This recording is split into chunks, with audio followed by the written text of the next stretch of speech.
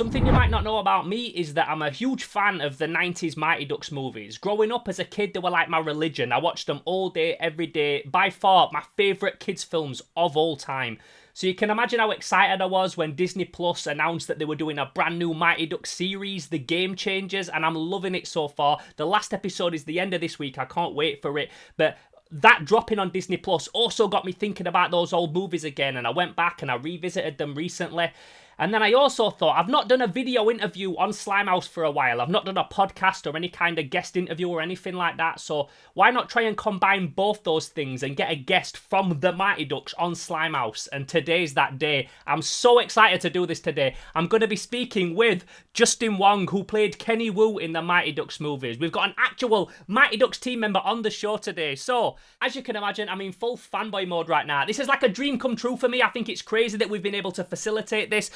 Justin, I just want to say thank you for joining us today, firstly, and also let you know that normally when I do these podcasts, they're always audio. We do interviews with people in person, in real life, but this is the first time that I've ever done a video interview here on Slimehouse. Awesome. It's good to be on the podcast and to be the first on video. Wicked to meet you. Like, as you know, because we talked very briefly on Instagram, I'm like a huge fan of the Mighty Ducks movies, and I think it's probably something that like my crowd that watch my stuff are not that familiar with, because I'm very involved in like 80s horror and action and that kind of thing. Yeah. They probably don't think I go as wholesome as like Disney kids movies, but those movies for me as a kid were like my Bible. So it's wicked to be able to talk to you today, and also with the new show Game Changers, like seeing you have this comeback and Mighty Ducks as a whole having a comeback. What's it been like recently with this thing happening and you making a comeback on the show? It's been an adventure for sure. Like I've been out of the acting business for the better of 30 years. Like I kind of like by the time I got to my mid-teens, I kind of dipped out of it, kind of lost interest in it. And then kind of got back into it when I was in my early kind of 20s, when I was trying to start my audio engineering career. And that didn't make a whole lot of money. So I was like, okay, well, let's get an agent, do a couple commercials here and there. But for the most part, like just the film industry itself has not been part of my life for the better of 30 years. I've actually been in the concert industry, live entertainment. But coming back to it is crazy because like it's like suddenly, for example, like I just share photos on my Instagram before now, just like of my hobby photography. And then all of a sudden, like I go from like 400 people following me. And now I'm up to like 2,500. I mean, that's still like a very small number compared to other people. But like for me, it's just like, whoa, this is crazy. And then interacting with all these fans for a movie that I did when I was 12 years old, which is exactly like 28 years ago, and realizing how, I guess, relevant it still is to a lot of people. For me, it was just like this thing way in the past in my life that like was almost like a different lifetime. And now that lifetime has suddenly come crashing back into my world. So yeah, it's been a trip. It must be wicked. I mean, I do want to talk a little bit about Game Changers, but if we just take it like right back to the start, something that I find really interesting about your story and becoming part of the Mighty Ducks cast is something that I think a lot of us like dream of when we were a kid. Because you wasn't acting in the first movie, and it happened to be a hit. By the time you came into it, it was already a hit. So it must have been awesome to see something that's such a big part of everyone's lives, and then you get to play in that world. Just tell me a little bit about that, what that experience must have been like.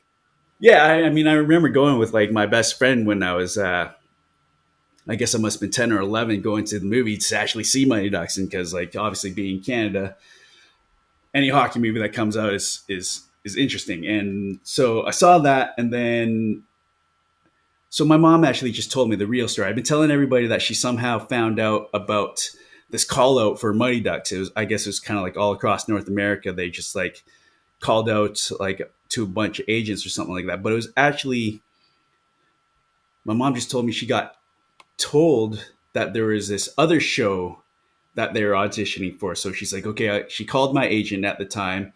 And then instead the agent was like, actually, we got a call out for Mighty Ducks. Can you bring Justin in right now this afternoon and we'll do a taping?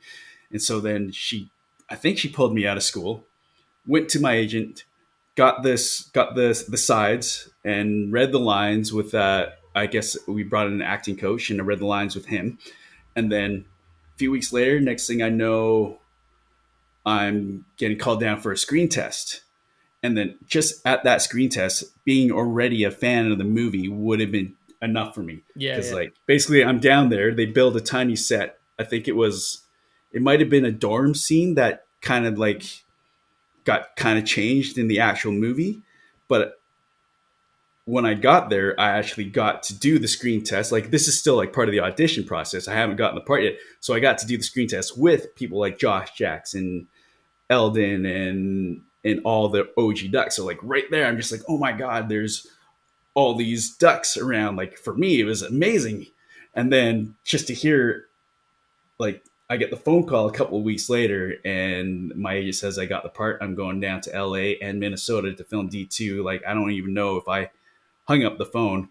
But I was like literally jumping around the house. But yeah, being a fan of the movie and then joining it, like it's like a dream come true. Yeah, it's like being like a fan of Star Wars or Game of Thrones or anything, and then getting that call like we want you to play in that world. It must have been crazy. And because you were so young as well, you don't have those. I suppose, like without speaking for you, I suppose you don't have those inhibitions of like, oh, what if people don't react to my character? What if I don't do well? You're just a kid, and all you're Yeah, gonna feel is excitement. I bet. yeah, you're definitely at 12 years old. You're just along for the ride. Like you have no idea what's going to happen, what it's going to be like. Like it doesn't even feel like work. You're just there. You show up every day. You get on transport. They bring you to this place, and you're just hanging out with your friends. And then every once in a while, they're like, "Okay, well, just stand in front of the camera and do your thing for a while." And basically, that's what it was for me. Like, there's no sort of like adult thinking. It's like, oh, I got to be like on time or professional or Yeah. like I got to be this amazing actor. It's just like I'm just there for the ride. So yeah, it's definitely interesting. And like your first big role in a movie, you're performing Yeah, almost in like this gladiatorial arena in front of thousands of people, like on an ice rink. It must have been like really yeah, throwing you in at the deep end. yeah. And if I'm remembering correctly, the the all the scenes done at the arena in Anaheim, I think that was our very like that's how we started filming. I'm pretty sure I might not be remembering correctly, but basically my introduction into this world was like, well, it wasn't like 12,000 people right away, but we started off with like small crowds that they would move around in sections. And then to the point where by the end of that 2 weeks, I think we had 12,000 people. And they actually said, okay, guys, get out there and scrimmage. And we actually just scrimmaged to take like some wild hockey scenes. And I think I scored a goal during that scrimmage and the place like erupted and like just I can imagine that's what it would feel like for like an NHL hockey player, like Yeah. when you score, like hearing those fans cheer like that. So yeah, it's definitely crazy. Well, it's one of them things. As a kid, I just watch it and as just entertainment. But like as an adult, again, I always revisit these movies. I revisited them twice very recently with Game Changers, and then in the build up to this podcast. And I start watching them again as a filmmaker because that's what I do now. I direct movies and stuff. So Oh, yeah, I'm watching them and I'm thinking like to choreograph these things. When you watch like a Rocky movie, there's one big fight normally, so you think to choreograph that must be hard enough. Just two people in a ring. yeah. Choreographing multiple games. Is this how they film it? Do they do a lot of it like you go out there and scrimmage and then the intercut parts where like specific things happen to tell the story? I wish I could remember. I mean, like the integral parts, like say for example, Kenny Wu doing his triple axel, who is obviously a stunt double. Like they'll do all those sorts of things, and then they'll take the wild shots to just fill it out. But I imagine like things like the big hits that you see are probably choreographed and all that sort of stuff, and all the things that are actual like stunts. I imagine they're quite choreographed, but yeah, like to be honest, like it was such a wild ride. I have no idea Yeah, I can how they imagine, man. did I'm that asking you sort of stuff. questions of Yeah, something that you was involved in yeah, 30 years ago. So, yeah, I mean, something else I wanted to ask you, and you might not remember, you might just remember it's like yeah, seeing stuff going on, but from like, again, from like a camera work point of view, the shots must have been like very innovative at the time because it must have been hard enough filming like a soccer movie or an NFL yeah. kind type movie to film. those games and on ice, there must have been some like innovative rigs built specifically for those films.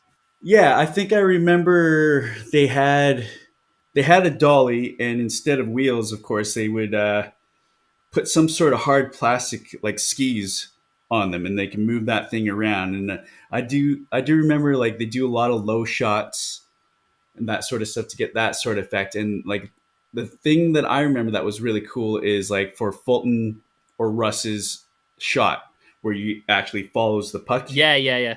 into the net. That puck is actually like this big, Oh, no way. like the size of a dinner plate. Yeah, and it's like so for Russ for Russ Tyler's shot, it would be like on an axis this way so that it would knuckle puck, Yeah, the and then knuckle puck. for Fulton, it would be on an axis this way so that it would spin. So the camera would just like rush into the net, and that's how they would do that sort of thing. I'm trying to remember if they did any other cool things, but yeah, like it was. Um, from what I remember, I forget his name. I think his first name was Steve, but he was the guy possibly responsible for all the hockey shots. I think he was like the second director. So when it came to anything action wise and even second unit, he would be the person involved. So he, I believe, was responsible for a lot of those awesome hockey shots back in the day. I wish I could remember his name. Um, but yeah, I think I believe he was responsible for hockey in all three movies. Because it's We'll pre have to look that CG up. as well. Obviously, we had a bit of Yeah, CG. Jurassic Park was out by then, but it wasn't like common ground in movies. So a lot of this yeah, stuff's practical. I love that you said it was a giant puck and it was false perspective because I love all that yeah, stuff. yeah, yeah. It was cool. And like, yeah, I wish I could remember some other cool things about it, but like, it was just I was just this young kid for a ride. I had no idea really what was going on. Yeah, you was one of the youngest as well. I think I read that when Yeah, looking at some of your posts. You write some really cool stories about how you first met people, and you yeah, wrote a really good one about how you like idolized like Fulton's look. How he was like this punk rock kid, and you yeah. couldn't believe Connie had a driving license and stuff like that.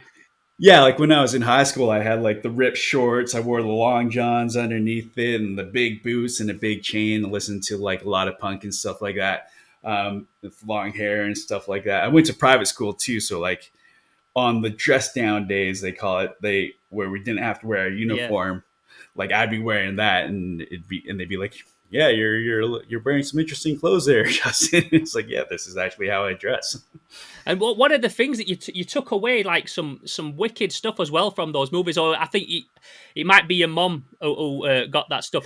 If so, if you're watching this for the first time, you were recently on Simon's Mad Props podcast, but you kept so many of those jerseys. If anybody's watching it and they've not seen that already, they've not seen the Mad Props with Justin Wong, and then you need to go see that because you've got some dope stuff. I'm not going to ask you to start trying to pull that out now, but you saved so much of those jerseys and stuff, didn't you, from back then? Yeah, and actually, they've been at my parents' house for like the last 30 years or so. I just kind of finally dug them out.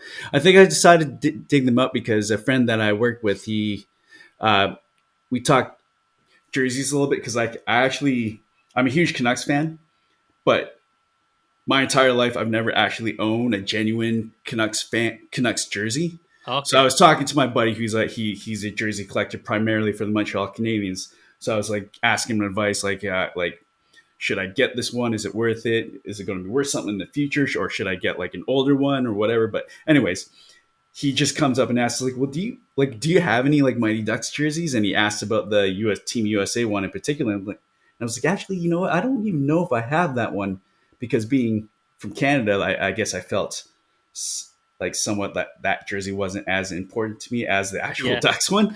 But then I finally asked my mom, I was like, yeah, where are all these jerseys? And then she got them all out for me. So then I just brought them to my home now, and now they're all in my closet. So yeah, it's a pretty good collection. Like I got like 3 of the Anaheim, the original ones, the Anaheim Duck ones, and then I got the USA jersey. I got the Warriors one. I can't remember. Yeah, but it's the Warriors one that turned. No, I got the Warriors one. I don't have the Warriors one that has the duck logo with the red, which I Yeah. kind of wish I had, but I have the Warriors one, which is pretty cool. But yeah, like, and I got a bunch of photos that my mom like blew up and framed and put on the wall of my parents' house for a long time. And I got some of those now at home. I just don't know where I'm going to put them. They've actually been in storage for the last like 8 years. So, but yeah, I got a bunch of cool stuff. And you were so young as well. You wouldn't have thought of like keeping all that stuff. So it's lucky that your mom did keep it, because my Yeah. mum's like that. My mum keeps everything, little scribbles I did when I was a child. She still Yeah. keeps them and treasures. And mums are like that. But like, thank God that she did, because otherwise it would have been the last thing that you were thinking about. Like, oh, I'm Yeah. going to want to have this when I'm older. The only thing I did kind of think about was like, because I played hockey and I was like, well, can I bring some of this gear home and then I don't have to buy gear for another year or two? And that's the only thing I Yeah. really cared about. And actually, I think I got some hockey pants that I brought home. I think maybe some shin pads and or something like that. And I actually used them in minor hockey when I got back. So was you a hockey kid before Ducks, or did that spark the love of it? I had played for about 2 years before that. So like I started at 10 and then got into Mighty Ducks at 12, and then I probably played until I was about 15, 16, kind of like this, but then got out of it kind of at the same time I got out of acting, because it was like, okay, I'd rather hang out with my friends, that sort of thing, than Yeah, play yeah, that sports and stuff. phase. Yeah, but then like, like 15 years later, I really missed hockey, found a bunch of equipment and started playing pickup hockey with some groups and stuff like that. So I still play.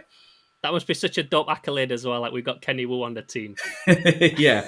I think I remember like one of my teammates, his friend was actually, there's a sports channel called TSN out here in North America. And he was actually part of the Vancouver chapter, I guess, or whatever you call it. And he actually set up an interview. And yeah, like all my teammates were just like, yeah, we got Kenny Wu on the team. Yeah, definitely, and obviously, I think like going back to those movies a little bit, what they did with the second film is they really brought like a lot of diversity into it, and I think they must have been a character that most people could at least identify with, and Kenny Wu was definitely one I identified with, because I was always the smallest guy. Like I always had a temper, but I was the smallest guy. I would have liked to have been seen like Fulton and Portman, but like I wasn't. Do you know what I mean? Yeah. I was the small guy. But then ironically, he becomes like the third brass brother. Yeah. Yeah. Like I, I find that pretty awesome how like the smallest guy becomes like a fighter and fights a goalie and stuff like that and Yeah, becomes a yeah. bash brother. I think it's kind of it shows a bit of genius in Steve Brill's writing when it comes to writing characters and building them and stuff like that. And that sticks glove shirt thing is like iconic now. Because I know hockey jerseys now come with a strap in the back. I Yeah, got I've got my old Mighty Ducks jersey from when I was a kid, what still kind of fits because it was big as a kid under my armor, and then now yeah, it just kind of fits. I can rock it with like something underneath and it works. But I yeah, recently got a more like a newer, more modern CCM version, and it's yeah, got the tag in the back, like the safety tag. So yeah. The did they fighting strap. introduce that later on that you can't, so you can't do that anymore? Yeah, I can't remember when it was. It must have been about 6 or 8 years ago. It's because it became too dangerous, like with jerseys getting pulled over your head and having a player be helpless. And then also, Yeah. as they collapse to the ice, this player might be tied up and not be able to put his arms down to brace himself. So yeah, that's when they introduced the fighting strap, and you can actually get a penalty if you get caught without having that strap Oh, actually really? strapped up. Yeah, because it's all about safety. Yeah, it is Like now. there's like yeah, it's like there's been some situation where arms are tied up and players have fell flat on their face without being able to brace themselves. So I think that's partly why they introduced it. Well, I think with ice hockey in England, it's such like a foreign thing to us. There is ice hockey teams here, and we do have like there's an ice hockey team in my hometown, the Sheffield Steelers. They've got like the Yeah, official bar like just close to my house. Ice hockey does exist, but like yeah, especially as a kid, like seeing it for the first time, it was such like a foreign thing to us, especially in England. We obviously have football's big here, like soccer yeah, and cricket and stuff like that. We don't have that, but it's weird how it still resonated with us in all different ways. Like whether you was, I don't know, you was like in an aspiring band or you was a soccer team or something like that, you could relate to the Mighty Ducks. I yeah, lived my own Mighty Ducks life because that basically the story of Mighty Ducks is very similar to something that happened to me in real life when I was young, and somebody got all the council estate kids, which is like the project kids, yeah. and they turned us into a marching band when you would never think anyone like us would be in a marching band. But we Right started off on. small. We got funding, so we got better equipment and instruments, and then we ended up going round. and been in the UK Championships at the That's Birmingham awesome. Arena against like the big, well-known guys that have been doing it years. So even though it wasn't hockey, like at the time I'd be Yeah, watching yeah, Mighty Ducks thinking, oh, I wish I was in the Mighty Ducks. Like I didn't yeah. realize till years later, like I was actually living that same thing, but just in a completely different world. Yeah, So it's mad how it resonates with people. it's the underdog story. It's Absolutely. the people that you don't expect to make it to the top or the championship, and when they do, it's just a really feel good story, which is like what Mighty Ducks is all about. I mean, it kind of changed from the first one to the second one and the third one. It's not necessarily about underdogs anymore, but then now that Game Changers is out, it definitely Yeah. came back to that original theme of like, oh, these guys won't make it. They got nothing. There's no skill. There's no talent there. But then they find out that they do, and all they needed was a chance. Yeah, yeah, And and it and was it was I was apprehensive when I saw the game because I heard obviously we'd all seen Cobra Kai, and then I hear that there's something similar going to start with Mighty Ducks, and you're thinking, oh man, if they pull it off, it's going to be incredible. And then when the trailer dropped and there was like none of the OG Ducks in it, I was like, oh, I don't know if it's going to be for me. I think it's going to be more for like a different generation, and I just have to yeah, appreciate it as that. But then I watched the first episode and I was just locked in. As soon as they start playing the Mighty Ducks theme, and yeah, then I saw they released an image of you of all the old like of some of the OG Ducks coming back, and you was one of them, and I'm just like yeah. I'm sold.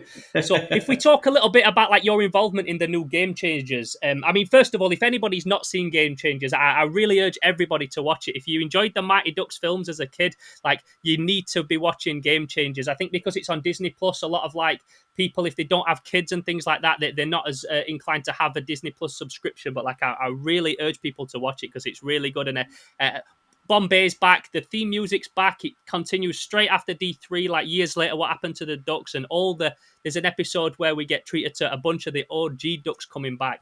So from you finding out that they're making this series to you getting the call to you being on set, like how quick is that? Um, it was a bit of a slow burn at the beginning, but then the second I got the call, it just happened. But I like Vancouver is kind of like known as Hollywood North. So in Vancouver, the film industry, they call it a service industry because it's productions that come from down south across the border, and they just come in. They use our crew. They use everything up here to facilitate making a movie, and then Yeah, sometimes they cast. They have to have a certain amount of cast from Canada as well.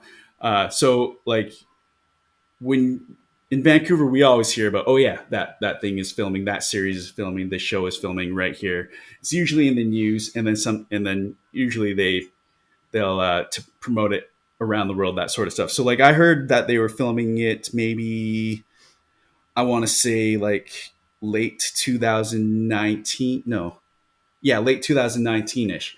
So then at that point, I was just like, okay, cool, whatever. And then I hear that hey, they're filming it in Vancouver, and they're planning on starting soon. And then slowly you hear that Emilio's being involved. So then that's when I started reaching out to like Jordan Kerner, who's the producer of all, like one of the producers, executive producers for all three movies and the series. I'm like, hey, just because like I just emailed them. I wasn't net, like I was still out of the industry, so I wasn't yeah, really thinking like, okay, well, let's see if I could get a part. Let's see if I could get a job. I was more like, hey, if you're in Vancouver, I'd love to take you out for lunch or dinner or just like, even hang out, have a chat because like you're you're responsible for so many of the amazing opportunities I've had in my life, that sort of thing. And I would like to show my appreciation and show you around town. Uh, and then we spoke a bit, and then I was told like, well, there's going to be new kids and all that stuff, and it's kind of going in a different direction.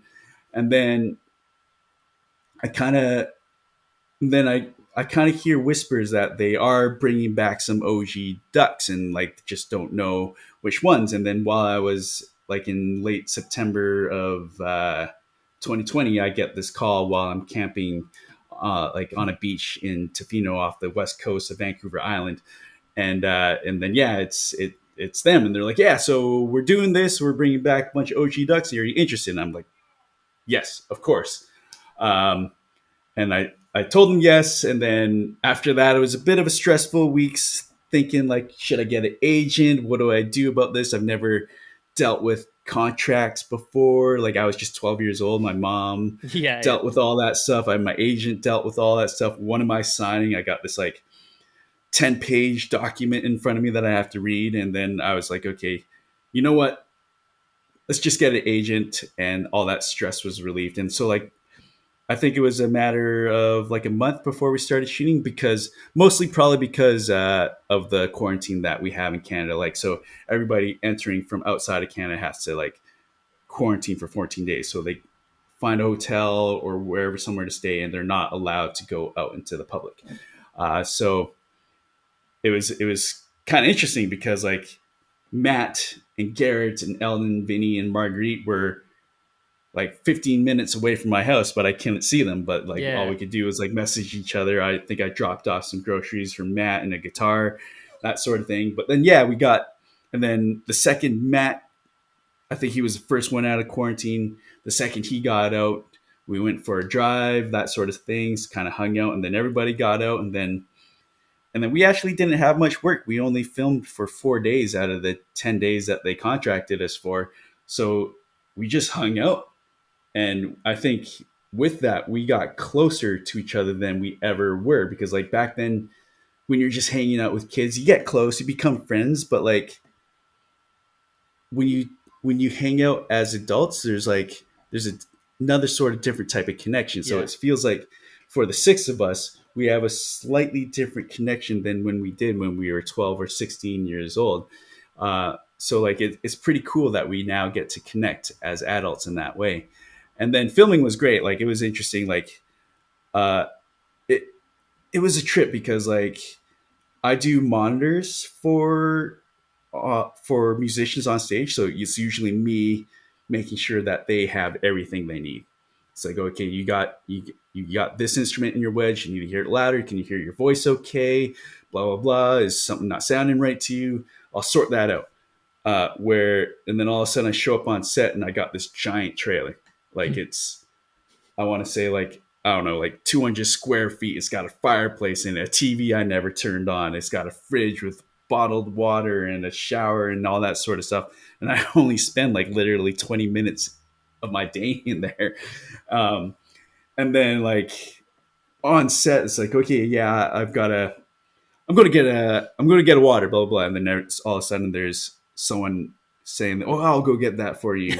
That sort of thing. And then, or like, I was like, yeah, where's the washroom? I got to go to the washroom. And then I hear someone on the radio, Justin Wong is going to the washroom and all that sort of stuff on the radio. And it's just, yeah, it's just interesting because being out of it for so long and then getting that sort of treatment, and like the crew, they just like, they're all like our age, like, and so that means they were also fans of the original Yeah, movie. they So know the like they were dogs. just happy to see us, and they were waiting for this episode just to like meet us and that sort of stuff. So they were all excited. So yeah, it was so much fun getting back to it. It was like, I don't know, I kind of explained it as on one of my Instagram posts as kind of like being taken up in this tornado and then just kind of like being gently put back down. And now I'm just like living my normal life, except like now I got a little bit more attention on Instagram and I'm doing podcasts every once in a while. So Yeah, so yeah, yeah, that's the it's worst been thing. fun. That's the worst bit is the aftermath of it. I'm the guest manager of UK HorrorCon, so it's my job to look after all the big like horror movie stars that come over. So for like Yeah. 3-4 days of the year, I'm like wrapped up in this like awesome world where you've got access to all this stuff and you're with all these people, and then they're all going off back to living their Hollywood lives, and I'm just back in my house, and it's always Yeah. like a thing that hits you, and you're like, oh, when's the next one, man? A year? Oh, that's a long time. Or Yeah. whenever I'm on a movie set, because I think there's nothing better than being on a set. I'm always I'm always the first one there, the last one to leave, no matter what my job is. I love that life. Yeah. As someone who stepped out of the industry for so long, being there as a kid and then coming back now, how do you see it being? How different is it now? Well, I think I notice. I mean, it might. I don't know if it's a huge difference between doing a feature length and a series, because series obviously you got to do 10 episodes in a certain amount of time, Yeah, which means like there's a bit more of a time crunch, uh, and where it just seems to kind of move a little faster. And I don't know if that's because of technology or if it's because of a series, but like basically during back then with film and stuff like that, and all the lighting that you need for that sort of thing. You'll shoot for like, I don't know, 20 minutes on one, from one perspective, one angle, and then you got to turn it around. That whole turning around process could take like half an hour, where now with digital cameras, it's, you barely have to light anything. Everything's Yeah. LED, and it's so much lighter to move around that like turning around a shot like takes like 5 minutes now. And like, because like you just don't need as much light anymore, so it like, so that could be the reason why it moves faster. With uh with COVID, it's, I mean, there's still a lot of people there, but they have it in kind of zones. So they're like, there's like the cameras, like on camera zone, so anybody that needs to be actually near the camera will be near the camera, that sort of stuff. So like actor directors, all the directors of photography, all the camera ops and stuff like that, audio people, lighting. And then there's the kind of the people just like on the outer circle of that, like um only certain people from costumes or makeup can come in, but then there's people that kind of stay outside. uh Props could come in, but I think they'll have someone in the truck and they hand over a prop to the person that is the on, in the on camera circle, to that sort of thing. So I remember talking to a few people, and it, they say with COVID things take about one and a half, like 1.5 times longer than usual, basically. Yeah, yeah. um but other differences, like, it just, it kind of, there's, I mean, there's the whole kind of like the saying, hurry up and wait, hurry up, let's get ready, ready, wait, and then wait, okay, Yeah, hurry yeah. up, let's get ready, and then wait. There's still a little bit of that, but there's less, definitely less waiting. And I'm not too sure if that's because it's a series and it just has to move along faster, or if it's just because the technology has gotten there. And now obviously you back acting alongside Emilio Estevez. As a kid, you probably didn't realize like how much like clout this guy has in like the film world. Like as a kid, he'll have just been like an older adult like all the others that you was acting with. So like the difference between acting next to him then and then acting next to him now, does it feel different, or does it just feel like the old days? Like, if it's slightly different because now you can have an adult conversation with this person, where Yeah, more is just like kind of like pulling pranks, doing jokes on each other, just having sort of fun like that. But now, like, we could talk about like his vineyard that he had for a while, what he's doing, and where he's kind of hanging out, what he's doing with his life, his future projects that he's kind of taking on, that sort of stuff.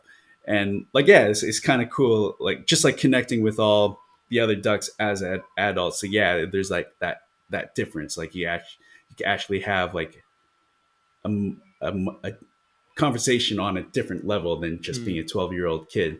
So yeah, it was definitely cool acting with him as an as an adult. And like, one interesting thing he said, which was which was like kind of a kind of mind blowing, is like, he said by the time he did D2 or D3, he was younger than we, the Ducks, are right now. wow. So like, he's like, back then I was a kid, even though you guys are kids, but I was still a kid too. So like, and now we're like adults now, and like old, I guess, for the lack of a better term.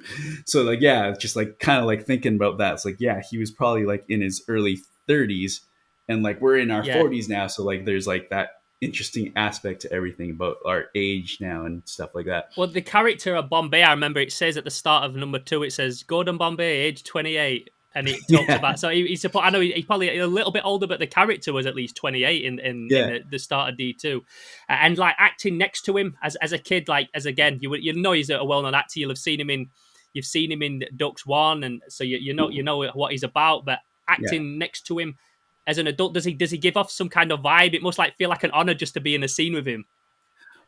Yeah, I mean, well, not really. Like, he's so down to earth, and he's such a nice guy. Like, once you start talking to him, all of a sudden that kind of like shining light that a movie Yeah. star has just kind of like, not necessarily, like, I don't want to say fades or anything like that, but like, he's just a regular person like everybody else, and he's so down to earth.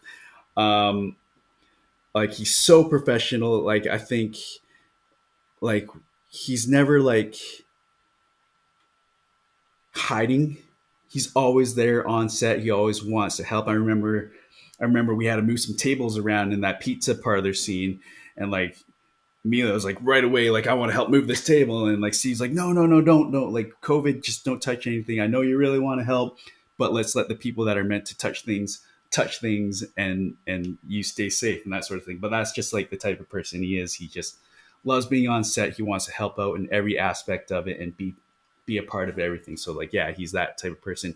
And the coolest thing he did during D2 was, I'm not too sure when it was, but like he rented out this fun park. So a fun park that has like arcades, batting cages, go karts, and all sort of like mini Yeah, yeah. golf, that sort of thing. He rented out this whole place for all of us, and basically you could just go up to an arcade machine, just press start.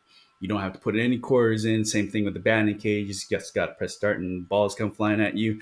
You just jump in a go-kart and go. I mean, like, not really just jump in one and go. You wait in line, get a Yeah. helmet on and everything, and drive around the track the right way.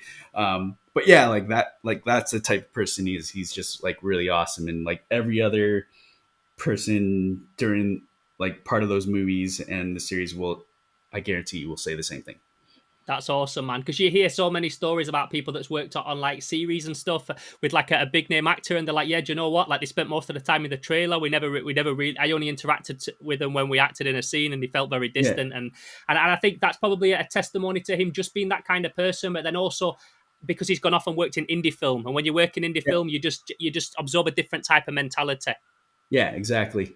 Yeah, he could definitely sense that, and even back during like D2, like he still had that same mentality. He just loved the job. He loved being part of it, and he was a professional like all the way through. I mean, I understand like some actors that may want to hide in their trailer, like maybe they're just not outgoing. Maybe they're Yeah, yeah, just like like a lot of artists are kind of like introverted, even though you see them as extroverts and stuff like that. So and yeah, like yeah. I get that. Yeah. and maybe they have to stay in character, that sort of thing. It's all part of their method. But for Emilio, his method was being part of everything. And for me, like I loved Young Guns when I was a kid. It was like Oh, of one of course. my favorite movies, like Billy the Kid, and like that first Young Guns movie was just like, yeah, I watched that over and over again. It was so seeing him, that and the Breakfast Club. So like meeting him in real life, Yeah, I was yeah. just, Of course, of course. this is Billy the Kid, not Gordon Bombay. This is Billy the Kid. Yeah, yeah. Yeah, and what was really interesting about all the old Ducks come back from the first movie, like not all of them, but a good bunch of the main most memorable guys come back from the first movie. Then you're the only Duck that comes back that's from the first film, that's not from the first film. So like that in Yeah. itself was like an honor, and then also getting that you got the scene where like you got your whole little scene doing all the Yeah. acrobatics and stuff, which like they were Fulton didn't get a scene shooting pucks and stuff. So it shows how much your character resonated with people still to this day. Yeah. I mean, like, I think partly, I do think that partly the reason why I was like kind of like that, I want to say sixth wheel, since I'm the sixth person that wasn't part of the original movie, is it might have been because of convenience. I'm in Vancouver. I don't need a quarantine. I'm already here. It might have fit into their Canadian uh, like content requirements, that sort of thing. Um, Not to say that Kenny Wu shouldn't have been there, but I just felt like Kenny Wu was definitely like not part of that same group. But yeah, like I think with doing the figure skating stuff, who was Patrick Chan, Canadian gold medalist, uh, Olympic gold medalist. Like yeah, like Kenny Wu, like he has like in D2 and D3 he has his lines and some cool stuff that he says, like um but like Kenny Wu was all about like his, I think like more about his on ice stuff, and like I think a lot of his famous parts were like that first goal in the gold medal game, and then the fight that ensues after, and then that sort of thing, and the triple axel, that sort of stuff. Like that's what Kenny Wu was about. So it was great that Steve found a way to bring that back into this. And I did wonder about like why they didn't have Fulton do a slap shot, and like why is that not in there when it's so iconic? But I guess, yeah, I guess they just because we didn't even film it. It wasn't even the script. So like, I just Yeah. I don't know why it wasn't involved. Uh, but, but I think, but Fulton's important part was the connection to Charlie.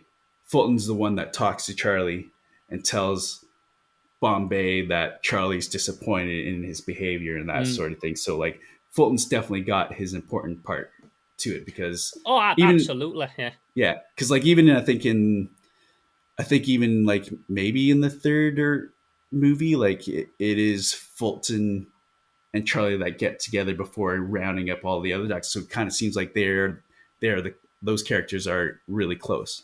Yeah, they definitely got that bond. There's the whole bit where they both leave the college and then go off and mess about at the Yeah, theme park, and it's Fulton. It's like, yo, I'm going back. Like, this is a chance in a lifetime kind of thing. So yeah. they've always got that good connection, and obviously everybody that watches this that's into it, we want to see more game changers. Obviously, I know that you can't say anything, even if you knew they were going to make 5 more series, it's not something you can talk about, but at least from the point of view, if there was going to make like a second series and we were going to get and you was going to appear in it, like how do you think it'd be the same amount of time as last time or even quicker now? Like what's it like for your turnaround from saying, no, we're doing a second series, we want another scene with Kenny Wu? I How mean, quick would that turnaround be? like if they asked me, I'd definitely be on it. I have no idea how things work. I don't know how they decide. Okay, let's sign. Like this was a success. Let's sign them on for 3 more seasons or something like that. I don't know generally when producers, executive producers hear about that sort of thing. Like I imagine it would be soon because if they want Yeah, season two, it needs to start. Like we started filming in episode 6 in October 2020. So, and it's 10 days per episode. So they must have started like in August. So they would at least need to be up and going by then if they want to release it in March of the following year. yeah. So hopefully they hear back before then, and hopefully with season 2, that means more OG Ducks get to come on Yeah, board. man, And that's what we want. yeah, We love the show, but I feel like the show really it really steps up when we get a reference to it at the OG yeah, Duck, so we actually see them. And I mean, I heard online, and as I say, you don't even have to answer if it's something that you can't even talk about. But I heard that they would have potentially even had more if it weren't for COVID, and it's the fact that yeah. we had to isolate for 14 days. That trying to fit that into to someone who doesn't have like a big schedule is like a lot to ask. Yeah, like they actually started filming in January of 2020, and then or maybe February, but then it got shut down in Yeah, March yeah. because of COVID. So like between March and August, they couldn't do anything, and they finally came back. But like, yeah, I don't know what was originally in each 10 episodes, and if they kind of like sprinkled in more characters along the way. But like, yeah, I think I've heard Steve saying that they wanted more, but it just wasn't feasible with COVID because like basically for that 10 days of shooting, uh, everybody like Matt, Garrett, Vinny, Eldon, and Marguerite had to be there for 24 days instead of just 10. Yeah, And yeah, like that means you got to pay them for those 14 days yeah. where they're A not month, actually doing and then anything, they're going right? to pay. So like yeah, so like that just becomes expensive. And then even Steve came up to direct that episode, so he had a quarantine as well. So like yeah, I think it would have been just not feasible because of COVID. But hopefully with season 2, and hopefully Canada has opened up by then that they could just like bring back whoever at will. I mean, Yeah, like I think the response to episode 6 with the OG Ducks just like kind of flew through the roof. So maybe that's an indication to the showrunners and the creators, like, hey, maybe we gotta appease to the fans a bit more. But the new kids are just so great. Like yeah, they they're are. so awesome, and like I really don't want. I mean, as much as I want more of my old friends to come up and visit me, and I can show them the town, I don't want to take away from what the Don't Bothers and these new kids are building, because I think they could build something great with without us, you know. But like Mm. having us sprinkled in there would be cool. But like they got something good going on. Yeah, that's what we want, and I also think as much as the OG Ducks fans in me wants every duck in every episode, I think that it it might have played in the favour that we got like a handful at start, because then otherwise they're throwing all the money at the screen straight away, and then there's nothing to build up to. So Yeah. I'd like to think that it worked out for the best, and I'm positive if they do more series, we're going to get more guys showing up. And what's Yeah. nice is when you see these like anniversary gatherings that they've done and stuff, what I've seen on YouTube, and they've got a lot of the old Ducks coming back, even from like the very first movie, Carp and Yeah. Tammy and Tommy and stuff like that, all getting involved. Everybody that was a part of those films has never shied away from them. They're still as much as Duck now as they ever were. Yeah. Yeah, definitely. And then like they still do signings at Comic Cons. I'm working with the people that with the person that organizes that sort of stuff, and I'll see if I could get down to some of these signings and stuff like that in the States once I don't have to quarantine for 14 days when I re-enter Canada. So yeah, like I think they have probably been embracing it like a bit more than I have until recently, because like to me it was just something in the past until all of a sudden this is showing up. But I know like Matt and Marguerite have been doing a lot of signings. I know Sean has, and like yeah, like they're all happy to just like visit people that have been longtime fans of the movie. Yeah, man. Well, I can't wait to see where it goes from there. I don't want to take too much of your time up today, Justin. It's just been wicked to be able to have a sit down with you and talk to you. Like, you know, I'm such a huge fan of this stuff. And on my channel, all we really cover is just anything cool and retro. And Mighty Ducks falls into that so perfectly. So I just want to say thank you for joining me today, for being so open about all the questions I had to ask you. Yeah, no worries. Thank you. It was awesome being on here. So how awesome was that, man? How much of a dude was Justin Wong? Like, I feel so privileged to have been able to take an hour out of his day and just ask him some questions like that and do an interview. I don't really like to call it an interview. I like to call it more of a sit-down podcast, that kind of thing. I don't want to be there pressing people with questions. I just enjoy sitting down and just hearing what they've got to say about the awesome stuff that they've done, that they do, that they've got coming up. I've got lots of other podcasts and interviews here on Slimehouse, so make sure you go and binge the back catalogue. I don't do these regularly. I like to do them when I feel like there's a reason to do it, and I want to make sure they're awesome. So I like to interview people that I think have really got something to say and really something to offer the people who watch Slimehouse. So if there's anybody else that you think you would like to see here that would fit in with our criteria of what we love here on Slimehouse, anything cool, artistic, retro and edgy, then please let me know. Realistic suggestions only, do you know what I mean? Don't be saying like, oh, Sylvester Stallone and Robert Downey Jr., people that I would love to sit and talk to. Like people that I can realistically drop a DM, track down, drop their names in the comments below, and I'll try and get them on Slimehouse. I'll try and facilitate it. I'm very motivated to do it. So if you've got any suggestions, please let me know. And if it can happen, then it will happen. If you enjoyed today's video, don't forget to give it a like. I'd also like to know what you think of the Mighty Ducks Game Changers. Was you a fan of the Mighty Ducks growing up? I don't expect you to love them as much as me, because that's a lot to ask, but do you like the Mighty Ducks movies, and have you been enjoying Game Changers? I also have an Instagram at Theo_Kane_Slimehouse. I drop lots of exclusive content on there. I try and update that every day, so make sure you're following me on Instagram. And if you want to go one step further and become a Slime Renegade for less than $1 a month, you can become a Slime Renegade over at patreon.com/SlimehouseTV, and your name will go along the bottom of the screen like that at the end of these videos, either that way or this way. I think that way it'll be going. But I'm Theo Kane, this is Slimehouse TV, and I'm going to catch you with the next video. Until then, I'm gone. Pow!